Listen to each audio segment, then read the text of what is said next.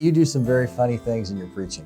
You know, you'll say something, you'll say, "Oh, I don't think you heard me," and you'll go back. You loop back to get them to reconsider what you already said. Tell us about that. How do you work that out in your mind? It must be a relational thing. If a preacher simply is going to have no relationship with God himself, and he's being a professional, which we are not, okay? He will go to the text and to the commentaries and he will write a speech and he will come and present it, all right? And it's like a cold lecture and the people are, when are we going to finish this? You know, and it's dry and passionless and not. A different approach is to go to the text and stay with the text until you have a burden. Mm-hmm, right. Until that text impacts you. So people say, well, how do I meet the needs of my people? Well, what do you need, preacher? Right. You are them. Only you are in a position where you have to eat what you feed them. So why don't you feed yourself some good material? You know, so just like any parent, you're gonna eat what you feed your kids. You know, you can't have a good diet for yourself and not for them, or vice versa. So the preacher, I believe, needs to ask himself, what do I need? Uh-huh. And he goes to that text first and foremost to feed his soul. When we think of muzzling the ox or not muzzling the ox, we're normally thinking about the pastor's remuneration. Mm-hmm. But I like to think that he needs to feed first. Mm-hmm. He needs to eat first, you know. You know, Solomon said the mouth of fools feeds on foolishness. Yes. How about that? Yes. This is the opposite. Yes. Yeah.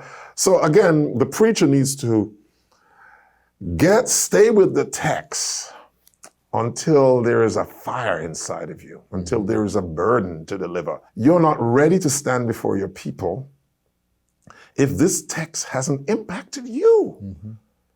And when it has, there is a ring of authenticity and credibility that will make them sit up and listen to you. Yeah. There is a passion in you that makes them say, that guy believes what he's saying. Mm-hmm. He has credibility. He's not just a professional, well, it's time to preach, let me deliver something. Mm-hmm. No. This is someone who has been with Christ and is ready to deliver that passion, that burden that the Lord has put in his heart. You know, here's how that kind of works for me. It's Saturday night, and I've been working on my sermon all week long. And we're getting ready to go to bed, and my wife asks, how are you doing? What she means is, how are you doing with your sermon?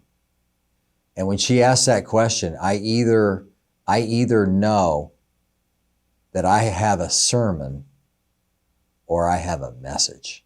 And there's a big difference. It's easy to have a sermon. It's easy to have a 20-page manuscript, and points, that follow the contours of the text, that try to bring out what's in the text. But that's very different from having a message burning in your soul. And, sometimes that doesn't happen until the next morning sometime. Sometimes it happens right away early in the week. But often it takes me time to have a message. Well, time is important. Goes beyond a sermon. The preacher needs time. Yeah. He needs time to flush and cleanse himself. Yeah, it takes time for me. In prayer and in meditation on that text and in searching for the deep insights in the text. Once he has done that and written, then he's not even dependent on those notes. I use a manuscript, but I'm not locked into a manuscript. This is why. You're just bouncing off of it. I'm bouncing off of it because, this is what you were talking about earlier. Because I am reading my audience. I'm looking around. Am I reaching them? Are heads nodding? Are people, do they get it? So sometimes I may come back with several illustrations until they get it, depending on what's happening with them. And it really doesn't matter what culture you're dealing with, because by the grace of God, I've been given opportunities to preach in a wide variety of contexts on different continents and different nationalities, and even in America, in different cultural expressions in America, in the African American churches, in your church, and many other churches of different denominations. And it's important to me to adjust to the culture of the people. So I have no expectation that everybody will respond like my congregation in Antigua and Barbuda. All right, so I watch and I listen to what's going on with the congregation and adjust myself accordingly. Yeah. And if I need more illustration, if I need more celebration, I adjust accordingly.